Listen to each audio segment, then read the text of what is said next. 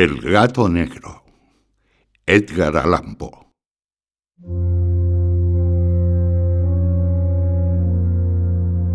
No espero ni pido que alguien crea en el extraño, aunque simple relato que me dispongo a escribir. Loco estaría si lo esperara, cuando mis sentidos rechazan su propia evidencia. Pero no estoy loco, y sé muy bien que esto no es un sueño. Mañana voy a morir, y quisiera aliviar hoy mi alma. Mi propósito inmediato consiste en poner de manifiesto simple, sucintamente y sin comentarios, una serie de episodios domésticos. Las consecuencias de esos episodios me han aterrorizado, me han torturado y por fin me han destruido. Pero no intentaré explicarlos. Si para mí han sido horribles, para otros resultarán menos espantosos que baroques. Más adelante, tal vez aparecerá alguien cuya inteligencia reduzca mis fantasmas a lugares comunes. Una inteligencia más serena, más lógica y mucho menos excitable que la mía, capaz de ver en las circunstancias que temerosamente describiré una vulgar sucesión de causas y efectos naturales.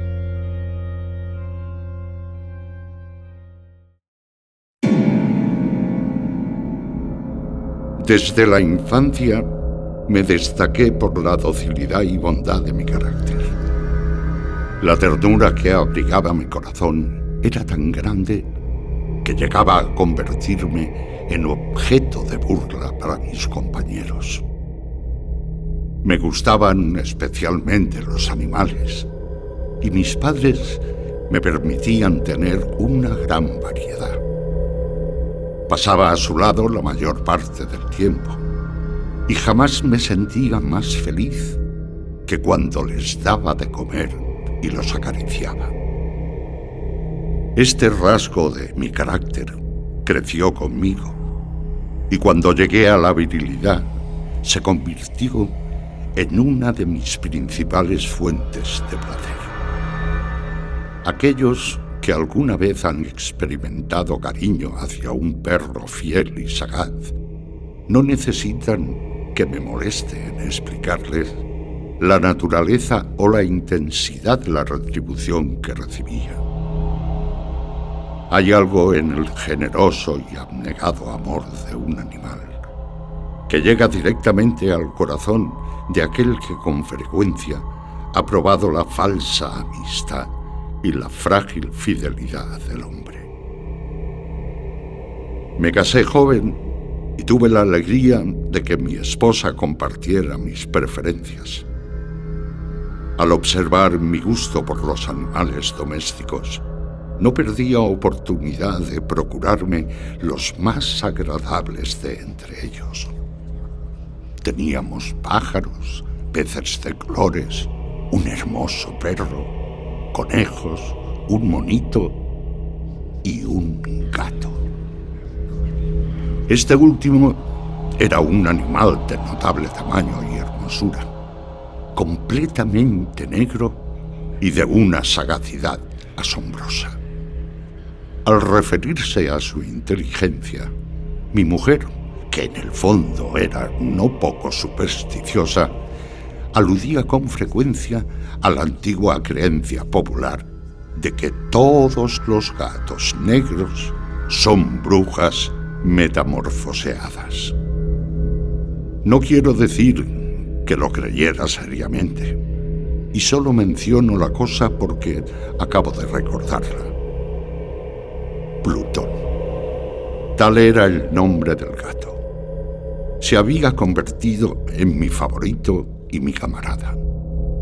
Solo yo le daba de comer y él me seguía por todas partes en casa. Me costaba mucho impedir que anduviera tras de mí en la calle. Nuestra amistad duró así varios años, en el curso de los cuales enrojezco al confesarlo. Mi temperamento y mi carácter se alteraron radicalmente por culpa del demonio. Intemperancia. Día a día me fui volviendo más melancólico, irritable e indiferente hacia los sentimientos ajenos. Llegué incluso a hablar descomedidamente a mi mujer y terminé por infligirle violencias personales. Mis favoritos, claro está, sintieron igualmente el cambio de mi carácter. No solo los descuidaba, sino que llegué a hacerles daño. Hacia Plutón, sin embargo, conservé suficiente consideración como para abstenerme de maltratarlo, cosa que hacía con los conejos, el mono y hasta el perro, cuando por casualidad o movidos por el efecto se cruzaban en mi camino. Mi enfermedad, empero, se agravaba, pues, ¿qué enfermedad es comparable al alcohol? Y finalmente, el mismo Plutón, que ya estaba viejo y por tanto algo enojadizo, empezó a sufrir las consecuencias de mi mal humor. Una noche en que volví a casa completamente embriagado, después de una de mis correrías por la ciudad, me pareció que el gato evitaba mi presencia. Lo alcé en brazos, pero, asustado por la violencia, me mordió ligeramente en la mano. Al punto, se apoderó de mí una furia demoníaca y ya no supe lo que hacía. Fue como si la raíz de mi alma se separara de golpe de mi cuerpo. Una maldad más que diabólica, alimentada por la ginebra, estremeció cada fibra de mi ser.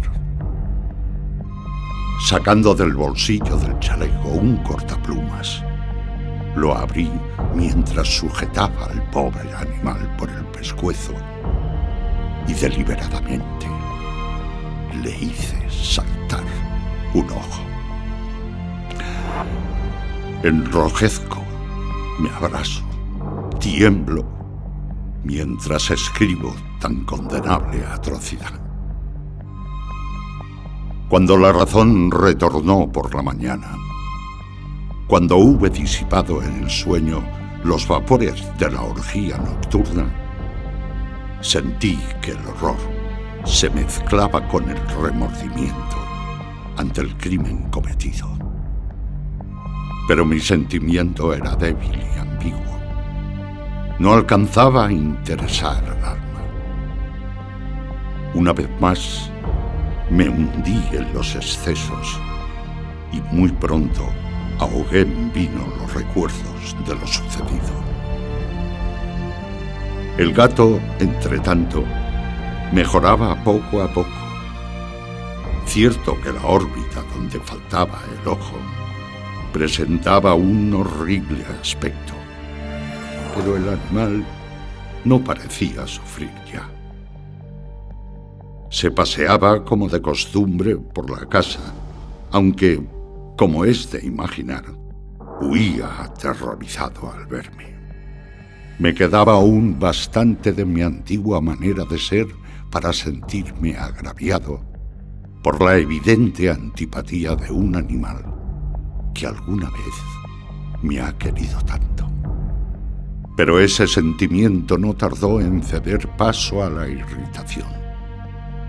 Y entonces, para mi caída final e irrevocable, se presentó el espíritu de la perversidad.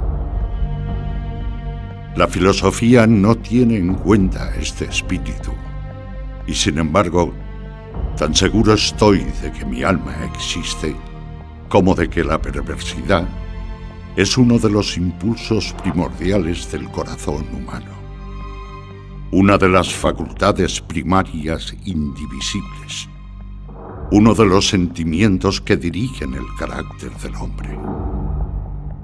¿Quién no se ha sorprendido a sí mismo 100 veces en momentos en que cometía una acción tonta o malvada, por la simple razón de que no debía cometerla? No hay en nosotros una tendencia permanente que enfrenta descaradamente al buen sentido, una tendencia a transgredir lo que constituye la ley por el solo hecho de serlo. Este espíritu de perversidad se presentó, como he dicho, en mi caída final. Y el insondable anhelo que tenía mi alma de vejarse a sí misma, de violentar su propia naturaleza, de hacer mal por el mal mismo, me incitó a continuar y finalmente a consumar el suplicio que había afligido a la inocente bestia. Una mañana, obrando a sangre fría, le pasé un lazo por el pescuezo y lo ahorqué en la rama de un árbol. Lo ahorqué mientras las lágrimas manaban de mis ojos y el más amargo remordimiento me apretaba el corazón.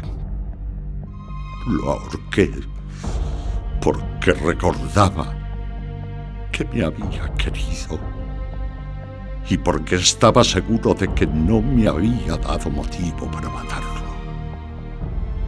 Lo ahorqué porque sabía que al hacerlo cometía un pecado mortal que comprometería mi alma hasta llevarla, si ello fuera posible, más allá del alcance de la infinita misericordia del Dios más misericordioso y más terrible. La noche de aquel mismo día en que cometí tan cruel acción, me despertaron gritos de ¡incendio! Las cortinas de mi cama eran una llama viva y toda la casa estaba ardiendo. Con gran dificultad pudimos escapar de la conflagración, mi mujer, un sirviente y yo.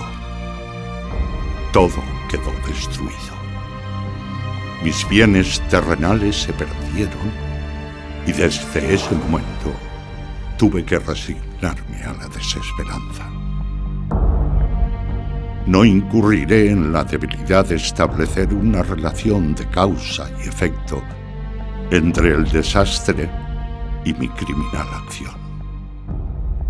Pero estoy detallando una cadena de hechos y no quiero dejar ningún eslabón incompleto. Al día siguiente del incendio, acudí a visitar las ruinas. Salvo una, las paredes se habían desplomado. La que quedaba en pie era un tabique divisorio de poco espesor, situado en el centro de la casa, y contra el cual se apoyaba antes la cabeza de mi lecho. El enlucido había quedado a salvo de la acción del fuego, cosa que atribuía a su reciente aplicación. Una densa muchedumbre habíase reunido frente a la pared y varias personas parecían examinar parte de la misma con gran atención y detalle. Las palabras extraño, curioso y otras similares excitaron mi curiosidad. Al aproximarme, vi que en la blanca superficie grabada como un bajo relieve, aparecía la imagen de un gigantesco gato, con una nitidez verdaderamente maravillosa. Había una soga alrededor del pescuezo del animal.